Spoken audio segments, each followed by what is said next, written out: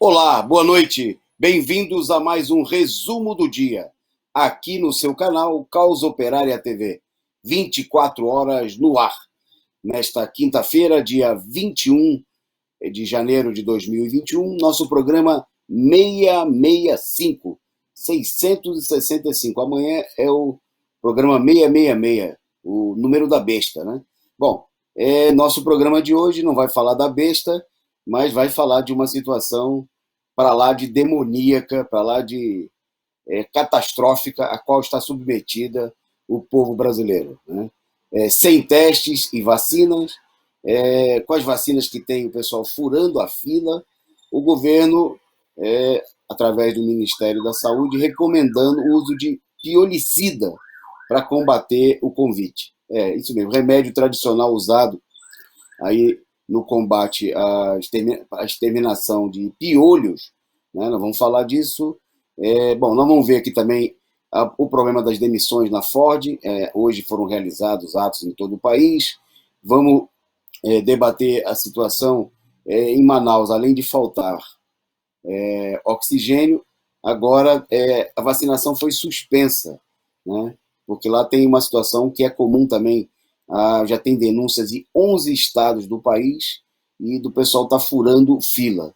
Bom, vamos falar do problema da necessária quebra da patente, defendida hoje aí pela reitora da Unifesp. Bom, vamos ver o editorial do Estadão, né, que defendeu aí claramente que a direita, que a burguesia precisa uma alternativa ao Bolsonaro. Vamos falar do ato da mobilização dos professores contra a criminosa volta às aulas. Amanhã tem ato em São Paulo. E vamos falar já das primeiras medidas do governo Biden, que mostram aí que o imperialismo está colocando, né, as manguinhas de fora.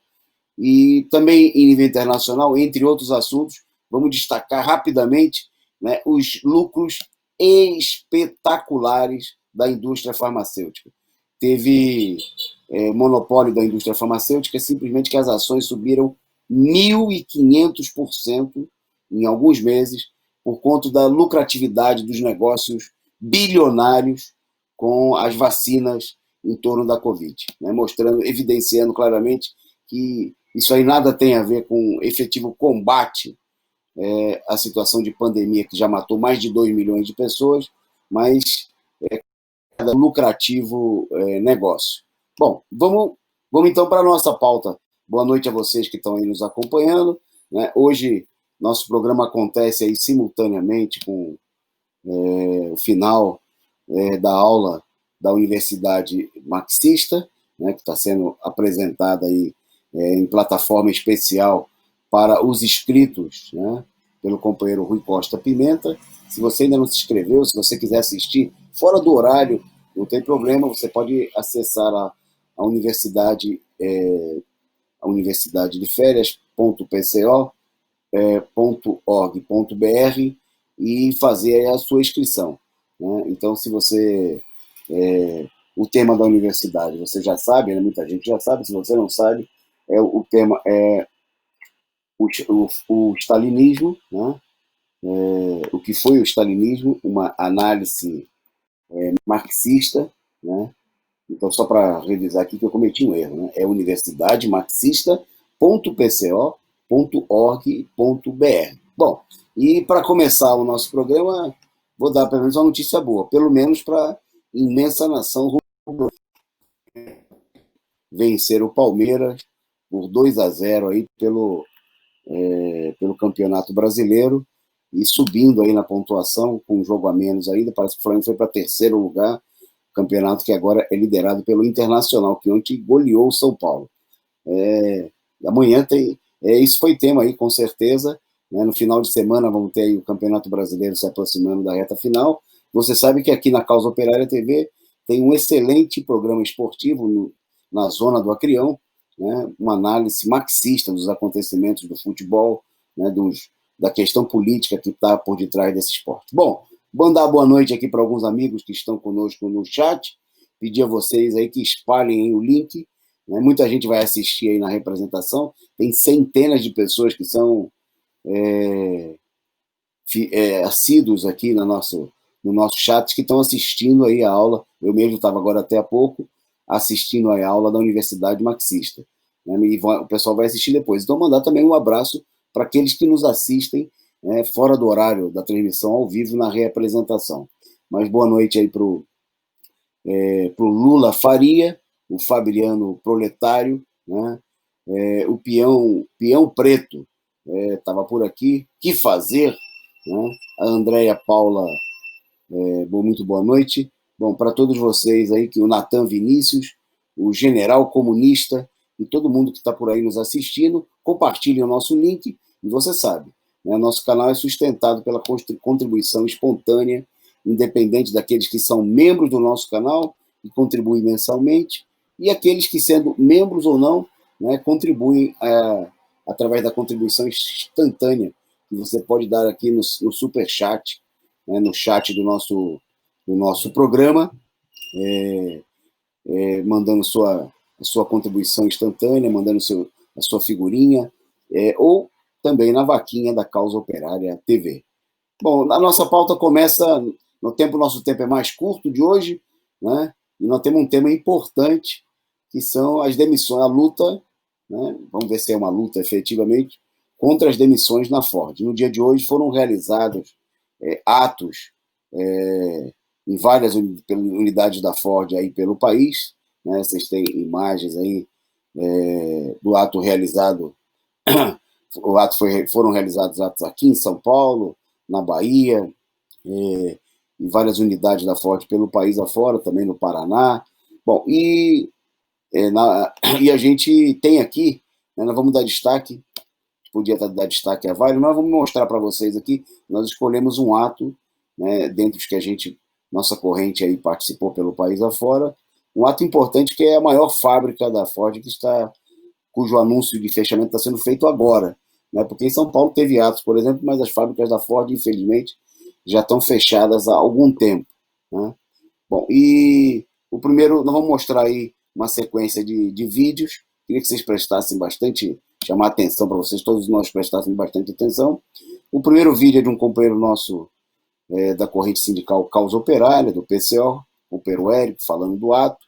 Depois nós vamos ver o vídeo da presidenta da CUT da Bahia, e o terceiro do presidente do Sindicato dos Metalúrgicos, né, lá da Bahia, de Camaçari, da região atingida aí pelo fechamento da Ford. E eu queria que vocês prestassem, depois, na volta, nós vamos comentar, né, e a gente analisar aí qual é a perspectiva, se há uma perspectiva de luta efetiva colocada aí nessas manifestações, e qual é a situação. Então, vou pedir à produção, então, para soltar os vídeos para a gente, e a gente volta daqui a pouquinho. Vá. É isso aí, companheiros. Estivemos aqui hoje junto com os trabalhadores da Ford, os metalúrgicos da Ford, trazendo a palavra de hoje, fora Bolsonaro. É preciso mobilizar contra as demissões, é preciso ocupar as fábricas, é preciso realizar mobilizações com outras categorias, unir a mobilização com outras categorias, e enfrentar a situação, enfrentar os golpistas, enfrentar os patrões, com mobilização real nas ruas. Fora Bolsonaro e todos à luta. Já. 5 greves. Fizemos 5 greves aqui nessa fábrica e várias paralisações. Isso aqui é merenda para greve. Então, se você acha a greve cansativa, isso aqui é muito pior que uma greve. Porque a gente não tem mais aquela ferramenta, Wilson, importantíssima, da planta Caetano. Está parada. E a empresa desesperada para querer produzir, para atender os clientes. Não tem mais isso. E não ter essa força da paralisação, isso impacta muito no processo das negociações.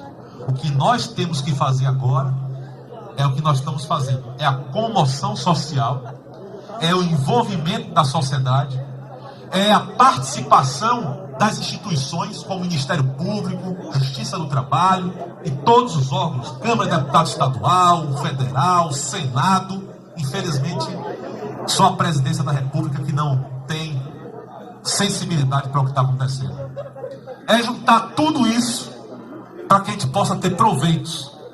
e a gente ter sucesso e uma luz no final do túnel que, infelizmente, ainda não conseguimos enxergar. Mas não vamos desanimar. Vamos estar juntos nesse momento. Vai ter outras reuniões já marcadas. Tem uma reunião marcada para segunda-feira. Também com o Ministério Público foi dado um direcionamento aos sindicatos para encaminhar todos os acordos coletivos e todas as informações de quantidade de trabalhadores, de número de trabalhadores, não só aqui no complexo, nas empresas de autopeças, para eles tentarem também formar uma posição jurídica que eles vão tomar contra a Ford. Reforçar com os companheiros. A orientação do sindicato é que todas as camisas fiquem aqui, penduradas. Ninguém vai botar fogo em camisa nenhuma. Beleza? Deixar claro isso, para não prejudicar a nossa mobilização. Semana que vem, a gente vai fazer uma, ou se der, 2 assembleias por semana. Então, semana que vem, a gente vai comunicar em vídeo de novo, provavelmente entre quinta-feira e sexta-feira. A gente vai estar de novo retornando para trazer algum tipo de novidade, porque aí já temos já alguma posição na semana. A Ford, ela vai continuar, deixar claro para os companheiros, a Ford ela vai continuar largando o seu papel de pão, de padaria, esse toque paper fuleiro que eles ficam jogando. Concluímos agora que a Assembleia na Ford, onde foi trazidos os esclarecimentos para a classe trabalhadora, várias entidades participando. Nós da CUT Bahia estamos presentes na luta constante, desde o primeiro momento em que a Ford anunciou a sua retirada, a sua saída do estado da Bahia, de Camaçari, que a CUT tem estado preocupada com a situação dos trabalhadores. Nós estamos sofrendo um ataque sem precedente em toda a história. Primeiro, o povo, infelizmente, elegeu Bolsonaro. Esse que é um presidente irresponsável, um presidente sem limites para fazer maldade ao povo brasileiro, ao povo do Nordeste e ao povo da Bahia, diga-se de passagem, porque ele não gosta de nós, trabalhadores da Bahia nem do Nordeste. Então, ele vem prejudicando os trabalhadores. Não bastasse deixar morrer pelo vírus, ele agora deixa as pessoas morrer por fome, deixa morrer de preocupação porque perde seus empregos. Então, essa irresponsabilidade dele tem feito com que as empresas que já vieram aqui em tempos atrás, usufruíram de benefícios, de incentivos fiscais, de recurso público, ficaram cada vez mais ricos. Ele agora, o Bolsonaro, permite que essas empresas saiam sem dizer nada, sem dar aviso prévio, sem dizer um tchau, levanta voo e vai-se embora. Então a CUT Bahia tem um papel importante nessa luta, que é de organizar a classe trabalhadora.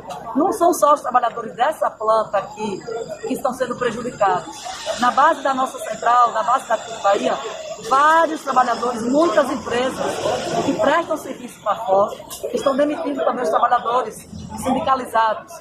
Então a CUT está nesse momento convocando os seus sindicatos, convocando a classe trabalhadora, convocando a sociedade para entender o risco, o perigo que nós estamos vivendo do povo não ter o que comer. Não bastasse o desemprego que já tem, as empresas continuam demitindo, e foi esse caso da Ford que gera um prejuízo de bilhões de reais na Bahia. Então nós estamos nessa luta, encampamos a luta, vamos continuar organizando os trabalhadores, fazendo com que eles compreendam que a unidade do povo brasileiro é quem vai prevalecer. Precisamos tirar Bolsonaro urgente do poder para que a gente possa trazer as empresas de volta, para que as empresas queiram ficar no Brasil, para que a gente possa, tendo outro governo decente, exigir das empresas a responsabilidade social que elas precisam ter com o povo. Porque receber o recurso público tem que ter responsabilidade social, nenhum emprego a menos. Vamos lutar para garantir os empregos, para expandir emprego, para que outras empresas, ao chegar no Brasil, entendam que aqui não é uma casa à toa, que tem ordem. E nós só vamos ter ordem quando tirar Bolsonaro do poder.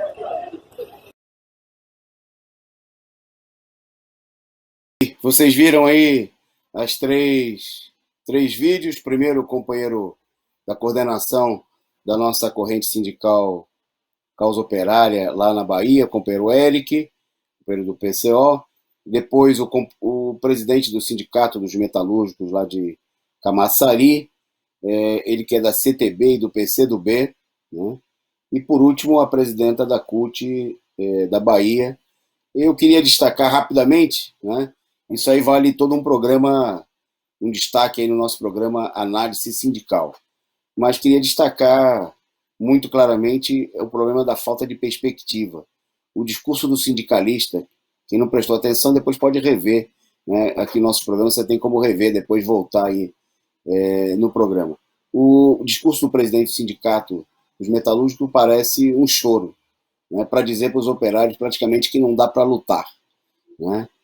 Comparar a situação com uma situação de greve, onde obviamente os operários têm a força de poder paralisar a produção, mas o que apresenta o PCdoB, o que apresenta o burocrata sindical, e infelizmente essa posição é majoritária hoje no país, que praticamente não dá para fazer nada, né? Ele afirma claramente de que a única coisa que daria para fazer é criar comoção social, né?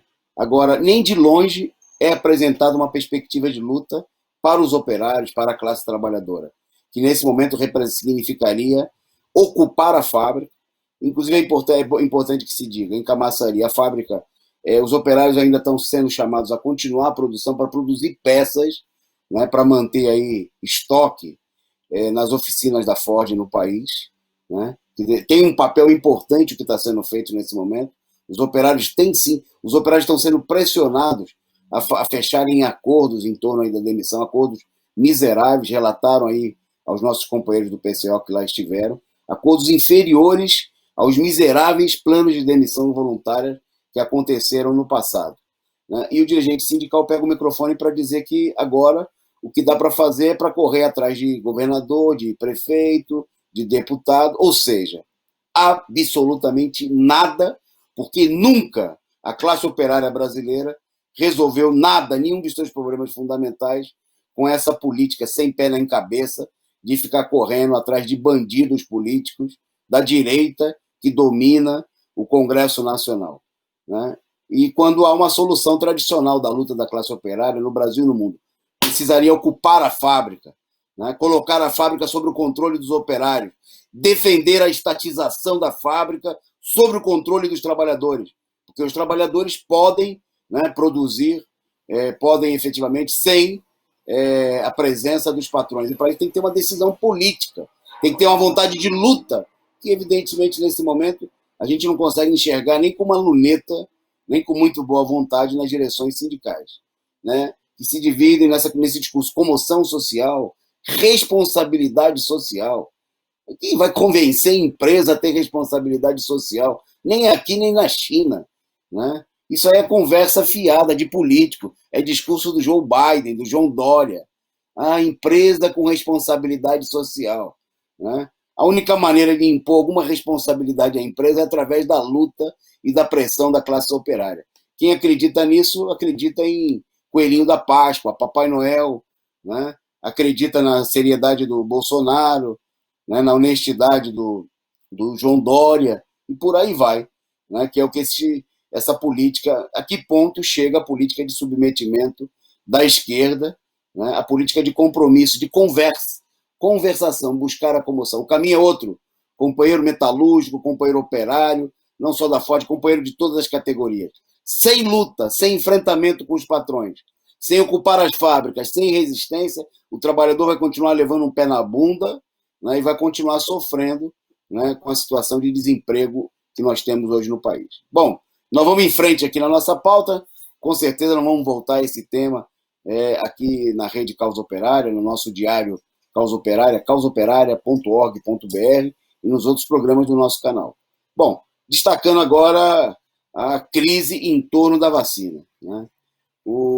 Pouca vacina e muita gente na fila, né? Os estados, inclusive, depois da encenação do último final de semana, onde apareceram aí os políticos, né, como vem acontecendo nas últimas semanas, posaram com a vacina na mão, posaram vacinando as pessoas, como se de fato começado a vacinação no Brasil. Nós já destacamos aqui que essa era uma fraude, né, que as vacinas disponíveis no país eram suficientes simplesmente para 0,5% da população, e 4% do chamado público-alvo, daquelas pessoas que foram colocadas aí à frente. Bom, mas, pois bem, nem isso vai acontecer, obviamente, né? 6 estados excluíram pessoas com deficiência que vivem em instituições médicas. É o caso do Acre, do Alagoas, Pará, Roraima, Rondônia e Tocantins. Por falta de vacinas, começaram a excluir determinados setores. E 2 estados dizem que não tem pessoas em grupos, né, de maiores de 18 anos com deficiência. O caso do Amapá e o Rio Grande do Norte. Indígenas em território indígena. Todo mundo teria sido coberto. Bom, e as secretarias dos estados do Amazonas, Bahia, Ceará, Distrito Federal, Espírito Santo, Goiás, Minas Gerais, Mato Grosso do Sul, Paraíba, Pernambuco, Piauí, Paraná, Rio de Janeiro e Tocantins, orientaram que os municípios fizessem aí a divisão de doses segundo o proposto pelo Plano Nacional de Vacinação. No entanto, né, em muitos lugares já começou a faltar vacina e sobraram denúncias. Né, nós vamos voltar já a esse tema. Já vou até furar a fila, produção. Vou para o ponto 4, só para destacar. Né, por exemplo, em Manaus a vacinação foi suspensa, né, porque houve denúncias de fura-fila. Né, e está aí a imagem aí foram mostradas nas redes, né, dizendo que estudantes estavam sendo vacinados, né, sendo que não constavam, mesmo aqueles que não constavam na lista de prioridades. Houve vacinas que sumiram. O caso mais alarmante foi justamente no estado do Amazonas. O estado que hoje tem a maior taxa de crescimento no número de casos e mortes pela coronavírus em todo o país, e com hospitais da rede pública em colapso, né, faltando oxigênio, faltando tudo, teve 60 mil das suas 282 mil vacinas desviadas, né, desapareceram aí no meio do transporte e com certeza estão sendo manipulados pelas máfias políticas e para os grandes capitalistas. Para onde foi? Ninguém conta, ninguém sabe, ninguém viu, né? E há denúncias na mesma situação em pelo menos 11 estados. Né? Destaque aí para Amazonas, Pernambuco, Piauí, Rio Grande do Norte e Sergipe. Né? Relatos, por exemplo, de que funcionários públicos e empresários estão tomando a dose sem fazer parte dos grupos prioritários. Aqui, só para a gente entender, não são quaisquer funcionários públicos. Né? São funcionários públicos graduados, amigos do pessoal que está no poder. Né? O Plano Nacional de Imunização estabeleceu como prioridade, para o primeiro lote, os trabalhadores da saúde, da linha de frente. Né? Não basta ser trabalhador da saúde só porque trabalha, pessoal que está diretamente vinculado ao atendimento. Os que tenham contato com cadáveres, pessoas idosas residentes em asilos e instituições assemelhadas, maiores de 18 anos que moram em residências inclusivas, né, e a população indígena vivendo em terras indígenas. Bom, no entanto, teve denúncia em todo lugar. A desorganização foi marca registrada aí dos primeiros dias. Por exemplo, em São Paulo, no Hospital das Clínicas, né, um dos os principais hospitais públicos do país, eram necessárias 30 mil doses, estava previsto 30 mil doses, e aí supostamente teriam sido encaminhadas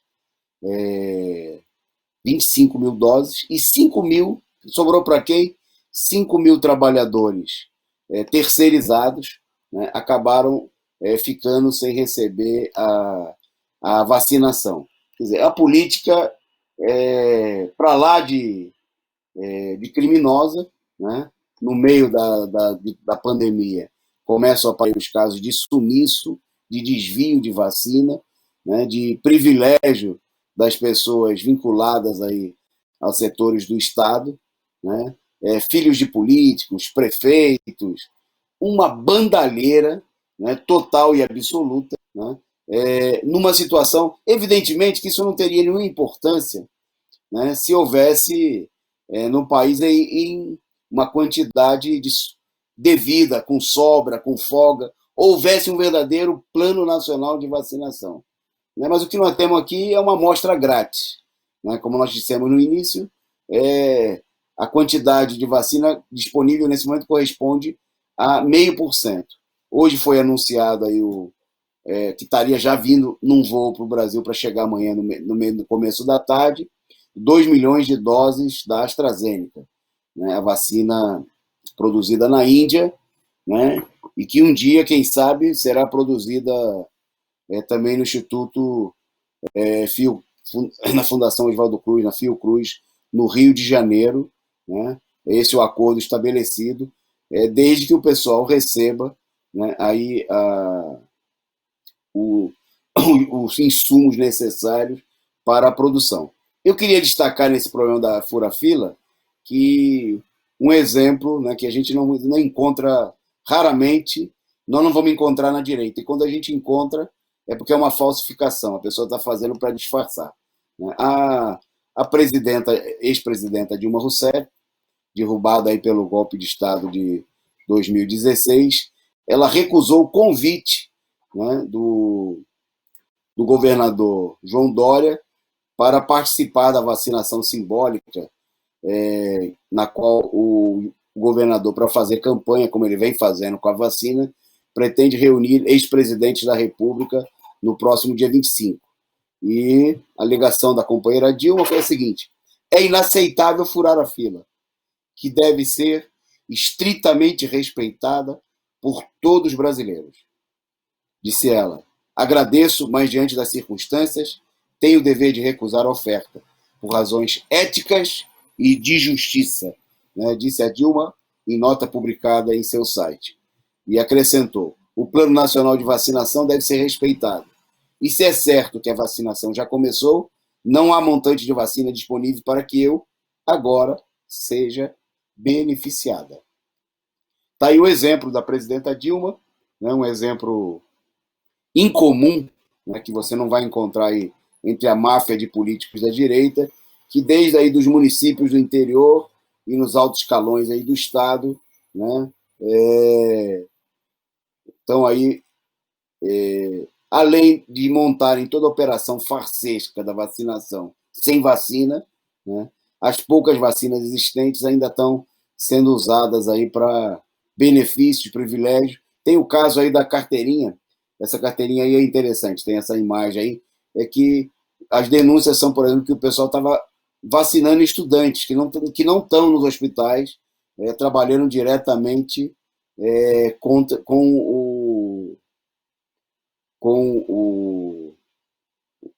os infectados, com o pessoal doente, né? Mas que pelo esquema de facilitação, né? Isso aí até mesmo em São Paulo, então foram denunciados casos aí desse tipo, né? Todo tipo de picaretagem, né? Que é também a maneira, né? Essa disseminação da picaretagem digamos assim, é a transmissão, né, para os mais diversos escalões da política picareta, né, da burguesia diante da situação do governo federal, né, do governo Dória e assim por diante. Bom, um exemplo muito claro dessa picaretagem, que é o tema e o título do nosso programa, é a situação que o governo divulgou no aplicativo, veja bem, no aplicativo do Ministério da Saúde, o governo que já fez propaganda da cloroquina, né, que já foi provado que não serve absolutamente para nada no que diz respeito ao combate à Covid, não tem eficácia médica comprovada, né, segundo as próprias instituições médicas. Bom, e no site, no aplicativo lançado aí na semana passada, inclusive lá no Amazonas, pelo Ministério da Saúde, o governo, entre os remédios sem eficácia, né, além da cloroquina, né, inclusive foram simuladas aí por órgãos de pesquisa, consultas ao site, ao Ministério da Saúde, e que, para os mais diversos casos, desde pessoas idosas até crianças, supostamente com sintomas da doença, e o site recomendava para todo mundo o uso de remédios sem eficácia médica comprovada. E um desses remédios, né, é o ivermectina, né, que tem a imagem do produto aí, né, na caixinha. É um tradicional remédio conhecido no país e bastante usado, não para combater a Covid-19, mas para combater uma praga muito comum, né, nas escolas, entre as crianças, que é o piolho. É exatamente isso, né? Mesmo sem qualquer comprovação científica que sustente a recomendação da ivermectina, né? Essa medicação usada aí contra piolhos, ela está sendo recomendada para o tratamento da Covid-19. Né? A epidemiologista e professora da Universidade Federal de Santa Catarina, Ana Luísa Cury Halal, explica que existe uma diferença entre os medicamentos como a cloroquina e a ivermectina pré-exposição, ou seja, quando se toma para evitar o contágio. Né?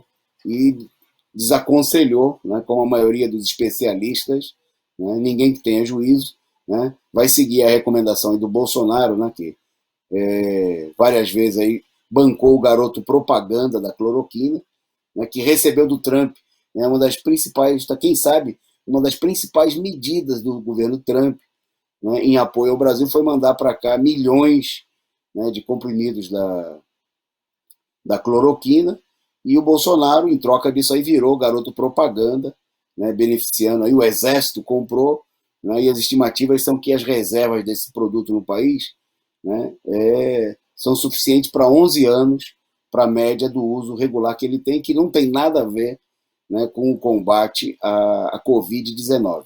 Né? Então, nós temos aí, veja o tamanho da situação de crise do país, né, a cumplicidade de todos os setores, porque a situação da vacinação está mostrando que não é só o governo Bolsonaro, é um caos completo, é um conluio contra o povo brasileiro, né, que está sendo aconselhado aí a tomar até mesmo piolicida, né, para combater, para que não vai combater nada, né, mais diante, para iludir a população, né, ou para aguardar uma vacina que, nesse momento, né, nós vamos falar desse problema da vacina daqui a pouquinho, né, mas que não existe de fato, né, isso aí só está sendo usado para justificar o fato de que, além de não ter vacina, não tem efetivamente nenhuma medida de combate, né, a população está entregue à própria sorte. Bom, o nosso boa noite aí, eu já não sei se tinha já saudado aí o Rude Pride, a Angelina Dias, a Cristina Rocha, o José Luiz Santos da Cruz, Sem Chance, muito boa noite. Bom, muito obrigado a vocês aí, a todos os demais que estão conosco na transmissão, José Morelli, né? E a todos vocês que acompanham aí a nossa transmissão, o Almeri Guerra, né? O pessoal pedindo para comentar aí a questão da revista Fórum. Eu aconselho, o nosso programa hoje é mais curto, eu aconselho o pessoal, quem não assistiu a análise política do sábado, né? Onde o companheiro Rui explica aí as calúnias, né, feitas pela revista Fórum, de que, tentando semear a confusão de que... Mas não vamos falar desse tema da censura ao Trump, vamos falar desse tema a propósito de outra notícia daqui a pouco. Bom, seguindo em frente aqui na nossa pauta, destacando aí a reitora da Unifesp, né, defendeu uma posição que nosso partido, nossa corrente vem defendendo há muito tempo, a necessidade de quebrar a patente da vacina. Né? Disse ela o seguinte, que apesar de um contrato assinado para receber 2 milhões de doses da AstraZeneca, o que deve acontecer, que vai estar previsto então a chegada para amanhã, obviamente que isso aí é uma amostra grátis, né? Embora não seja grátis, mas é o equivalente, né? E porque na realidade, tanto a AstraZeneca como a Sinovac, né, que tem aí a patente das vacinas que serão produzidas, estão para ser produzidas no Brasil, pelo Instituto Butantan e pelo Instituto Fiocruz, a previsão está ficando cada vez mais para frente de que os insumos, né, para a produção desse produto só chegue ao Brasil em fevereiro, março. Né? Bom, então ela defendeu a opinião da Soraya Ismaili, né, reitora da Universidade Federal de São Paulo, né, que é a responsável pelos testes da fase 3 da vacina de Oxford, justamente aqui a da AstraZeneca, a ser fabricada pela Fiocruz. Ela defendeu que a solução seria a quebra das patentes, já que o Brasil tem expertise para fabricar os insumos em território nacional. Né? Ela disse que a escassez de investimentos na ciência é a principal razão da dependência da brasileira da vacina e dos seus insumos. Né? Nas palavras da doutora Soraya, nos anos de 90, o Brasil quebrou a patente de muitos medicamentos da Índia, como os que compõem o coquetel anti-AIDS. Se for de interesse nacional e da indústria, a gente tem que pensar em todas as possibilidades. Com certeza, né? É de interesse do povo brasileiro, né? E o problema teria que estar colocado. Agora, é bom lembrar, né, que a própria Índia defendeu, junto à OMS, junto à Organização Mundial do Comércio, a quebra das patentes da vacina de maneira emergencial para atender a população. E o governo Bolsonaro, né, se aliou aí aos Estados Unidos e outros países imperialistas que são sedes das empresas farmacêuticas que estão ganhando bilhões aí com a vacina, e se opôs à quebra das patentes. Né? O governo brasileiro votou contra a Índia, a África do Sul e outros países que apoiaram essa posição.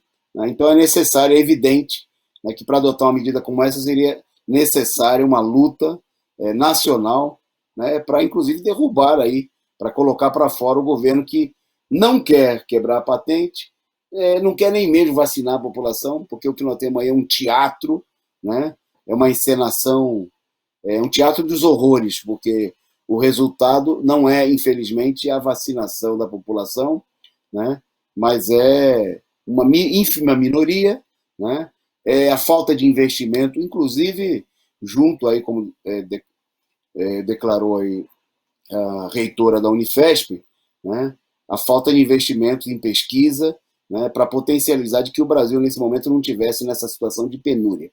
Uma situação que é comum a todos os países capitalistas. Né, mas o que nós temos nos países imperialistas? Essa situação visa claramente favorecer os monopólios da indústria farmacêutica. No caso do Brasil, né, ninguém ganha, né, todo mundo sai perdendo. Né? Bom, e aí a gente tem o resultado do dia de hoje, né, e o que é o resultado que a gente vem tendo aí em todos esses últimos dias e agravando a situação.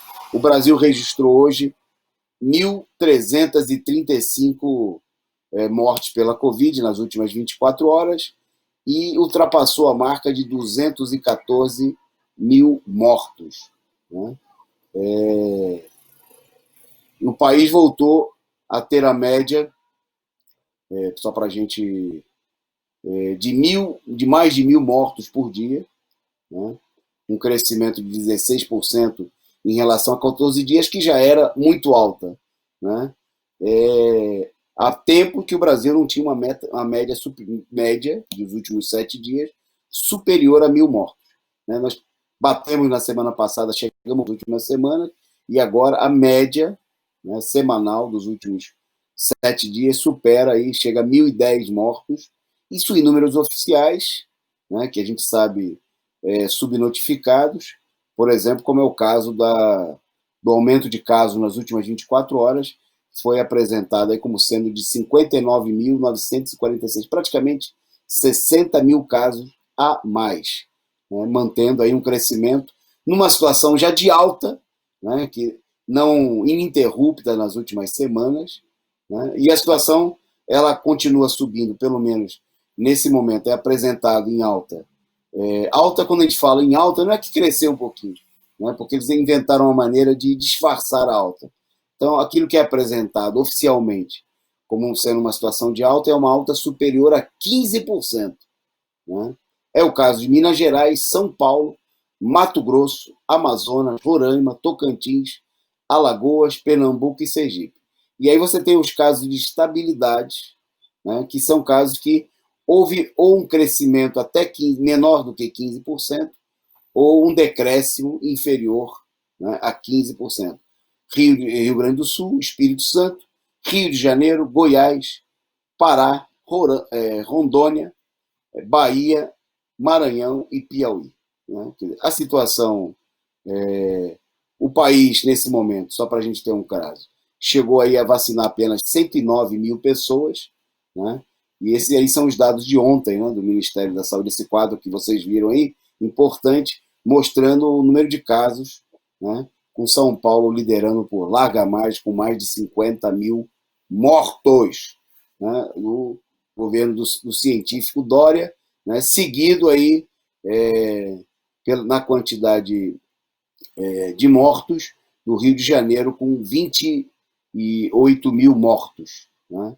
Depois, sendo seguido já agora, na terceira posição, vem Minas Gerais, com quase 14 mil mortos, né? Então, é a situação explodindo pelo país inteiro. Bom, e no meio dessa crise, né, eu queria aproveitar para, só antes da gente dar a próxima notícia, né, no meio dessa crise, destacar aqui, agradecer o superchat da companheira Cristiane Rocha, né, perguntando aí a nossa posição sobre as carreatas para o sábado. Vou falar disso agora, vou aproveitar a próxima notícia. Então, Cristiane, agradecendo aí a sua contribuição e a pergunta, e a gente já responde. A gente já fala sobre o problema das carreatas. Bom, porque hoje um importante, talvez um dos mais importantes jornais e que refletem muito claramente o pensamento, né, da direita, da burguesia nacional, né, um jornal muito sólido da burguesia, sem disfarces, né, na sua linha editorial, o jornal Estado de São Paulo, né, reacionário até a medula, né, e assumidamente reacionário, defendeu que a direita, que a burguesia, precisa construir uma alternativa ao Bolsonaro, né? O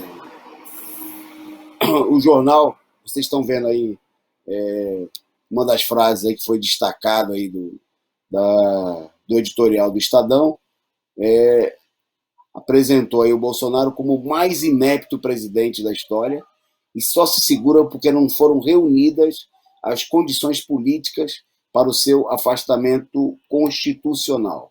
Bom, é bom lembrar que o jornal Estadão foi um dos jornais aí da imprensa golpista, né, que foi linha de frente, né, da política, primeiro de derrubada da presidenta Dilma Rousseff, né,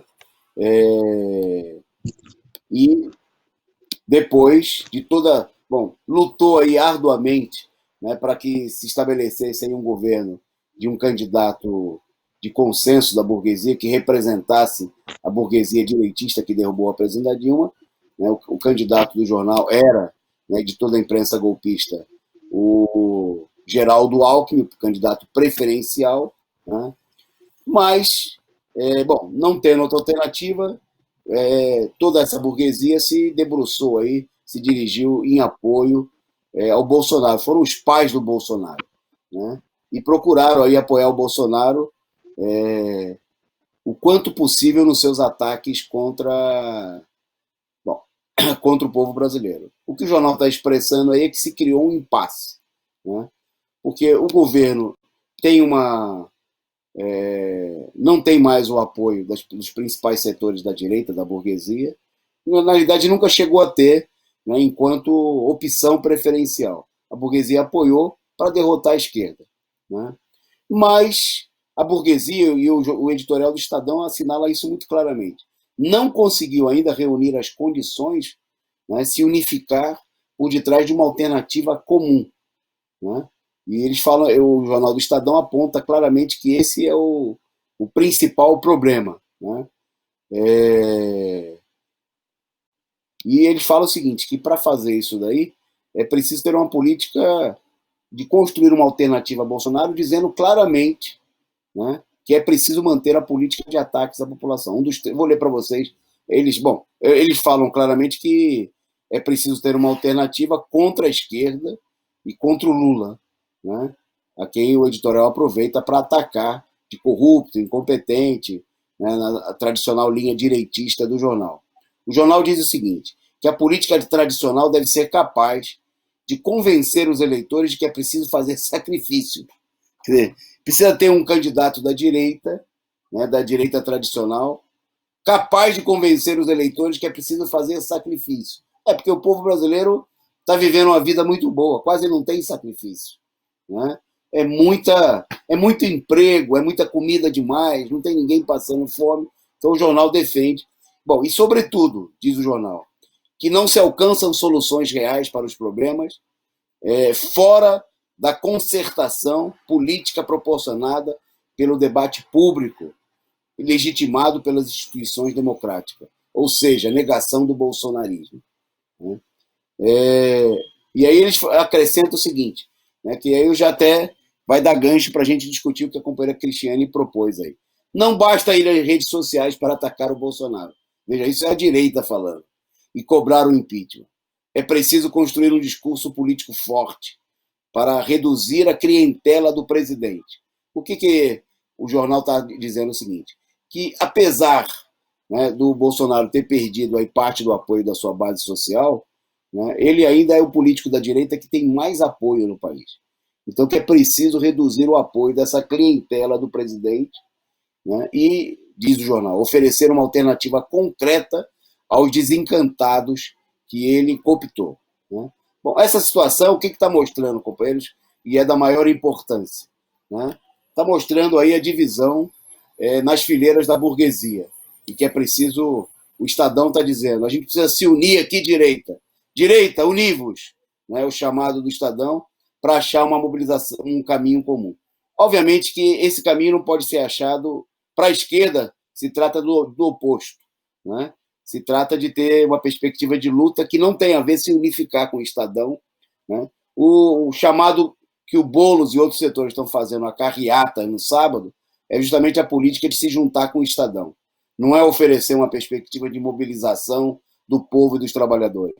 O que não pode ser feito, inclusive, com panelaços, carreatas, métodos tradicionais da política da classe média e da direita, né? Os métodos tradicionais de luta da classe trabalhadora são as mobilizações de rua, não é ficar também na internet, né, xingando o Bolsonaro, e não é, principalmente nesse momento, fazer frente com a direita genocida, Dória, Estadão, responsável por 50 mil mortos. E aí eu já vou aproveitar o gancho para entrar no próximo assunto, já com a participação de um companheiro convidado nosso aqui nesse tema, que é a questão da política genocida, né, dos defensores das carreatas, dos defensores aí do panelaço no último domingo, como é o caso do Luciano Huck, que é o João Dória e todos os governadores ditos científicos no país que estão defendendo aí a volta às aulas, né? Então eu vou chamar aqui, está já presente conosco, o companheiro que é professor, né, e é da coordenação de Educadores em Luta também, o companheiro Ednelson Cesaretti, que participou agora à noite de uma reunião lá no ABC para discutir esse tema, o tema da volta às aulas. E aí, só antes do Ednelson falar sério, eu vou aproveitar para tirar uma caixinha dele, porque o meu Flamengo derrotou o Palmeiras por 2-0, e ele que é palmeirense, mas também o Palmeiras não pode ganhar tudo, já está na final da Copa Brasil, já está na final da Libertadores, né? Bom, mas vou passar a palavra para o Ednelson para falar o que o pessoal conversou lá no ABC, se saiu alguma proposta de luta e mobilização contra a volta às aulas. Vai lá, Ednelson. Boa noite. Olá, boa noite, Antônio Carlos, boa noite a todos os companheiros que estão presentes aí ao programa Resumo do Dia. Eu acabei de participar agora de uma importante reunião online no ABC Paulista. Esta reunião foi a segunda realizada, né? Contou com a participação online de 73 companheiros, uma reunião muito ampla, com várias entidades participando, né? Eu vou rapidamente passar aqui algumas das entidades que participaram e vou estar colocando para vocês os principais temas que foram debatidos. Esta reunião é para se contrapor à posição dos prefeitos do ABC Paulista, onde, através do chamado consórcio intermunicipal que reúne os prefeitos de todo o ABC, que são 7 municípios, decidiram pela volta às aulas, né, inclusive com uma vergonha nacional que os prefeitos do PT na região, como em Mauá, que há algumas semanas atrás haviam se colocado, dito que não voltariam às aulas presenciais enquanto não houvesse vacina, voltaram completamente atrás e seguiram aí a política da direita no ABC Paulista, da política do PSDB e dos outros partidos de direita que estão nas demais prefeituras e aceitaram aí a volta às aulas presenciais a partir já de 1º de março para as escolas públicas e a partir de 18 de fevereiro, se não me engano, também para as escolas particulares. Frente a isso, os professores começaram a se mobilizar e dessa reunião, para ter uma ideia da abrangência, participaram o Simpro-ABC, a POESP Diadema, a POESP São Bernardo, Sindserv Santo André, Sindserv Mauá, vários estudantes, né, vinculados aí à entidade estudantil como a UMES de Santo André. Teve também a presença de vereadores do ABC Paulista, o vereador Wagner Lima do PT e o vereador do PSOL, Ricardo Alvarez, estavam presentes, além de militantes do PCO, simpatizantes também do PCO, companheiros do PT e do PSOL presente. E a própria CUT do ABC tinha também seu representante. Eu acabei fazendo 2 intervenções na reunião, né, um grande número de pessoas. Inicialmente, eu fiz uma colocação aí se contrapondo a reabertura das escolas e mostrando que tudo isso é fruto da enorme pressão da burguesia contra a perda dos lucros dos capitalistas, né?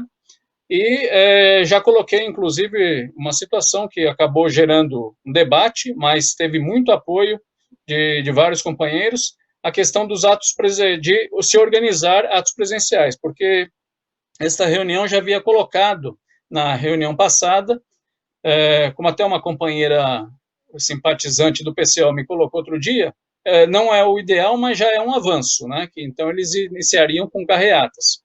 Mas hoje a gente colocou essa questão aí também dos atos presenciais, como vai ser tirado o manifesto dessa ampla reunião, que esse manifesto também seja tirado, não só para ser veiculado na internet, mas seja retirado em forma de cartazes e de panfletos, para serem colados na cidade e distribuídos para a população. Tá? As discussões foram muito importantes, inclusive porque, inicialmente, para essa reunião de hoje, colocaram, vamos dizer assim, um esqueleto desse manifesto, e esse esqueleto ele foi amplamente debatido hoje. Tá?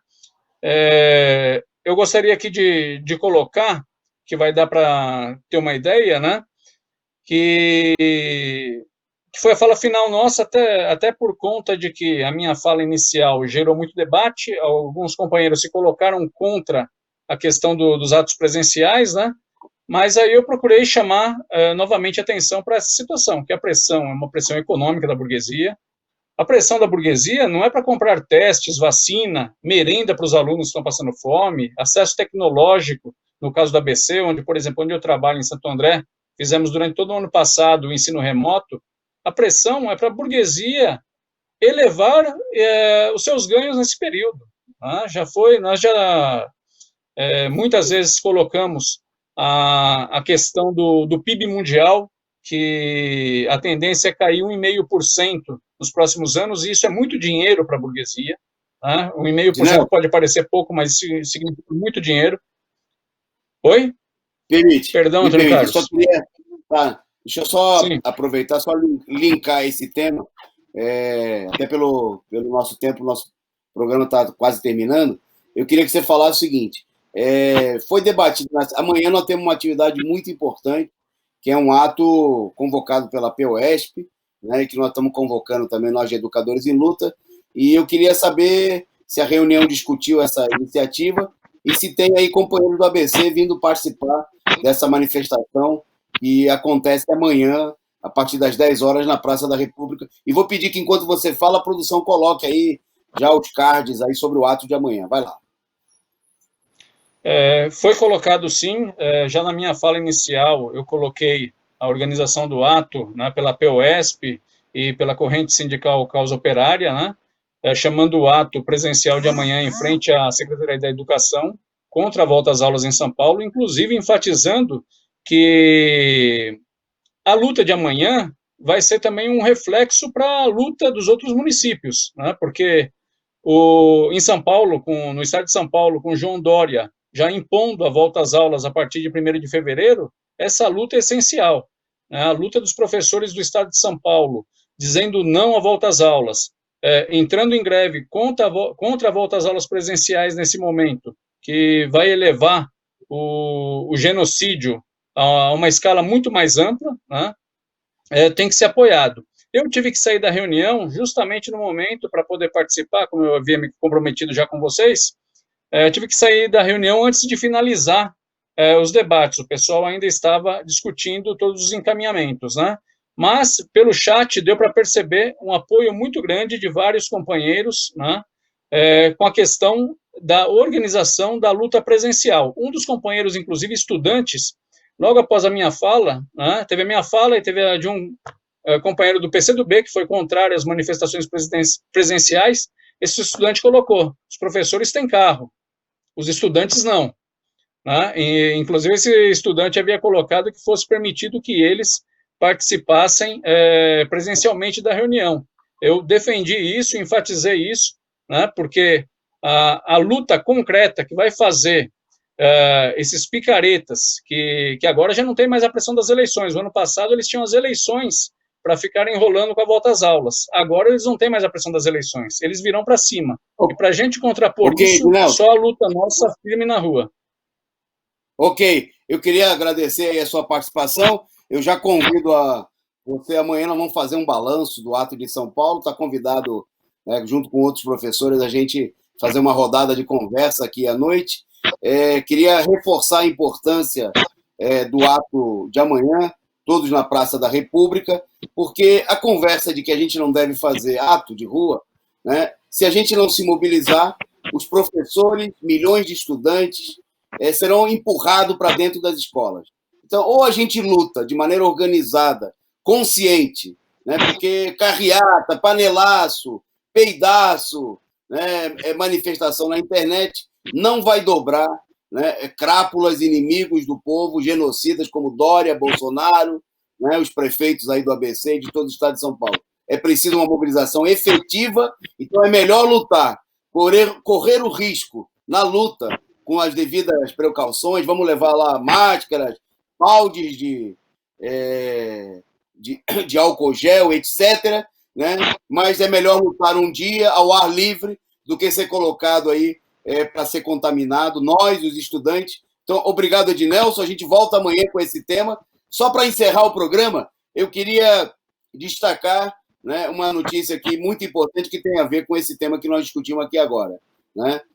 As indústrias farmacêuticas, as ações das indústrias farmacêuticas chegaram a crescer de valor 1.500% nos últimos meses, do começo da pandemia até agora, né? Só para a gente destacar, não vamos voltar a esse tema aqui amanhã, mas a empresa que mais cresceu, que teve um crescimento maior no valor das suas ações, a Novavax, né? Ela é uma empresa norte-americana. O valor de mercado dessa empresa era no ano passado, era de menos de 300 milhões. E ela agora vale 8 bilhões o valor de mercado, né? Em segundo lugar ficou a Moderna, que teve um crescimento de 585% no valor das suas ações, né? A empresa saltou o valor de mercado de 6 bilhões para 49 bilhões.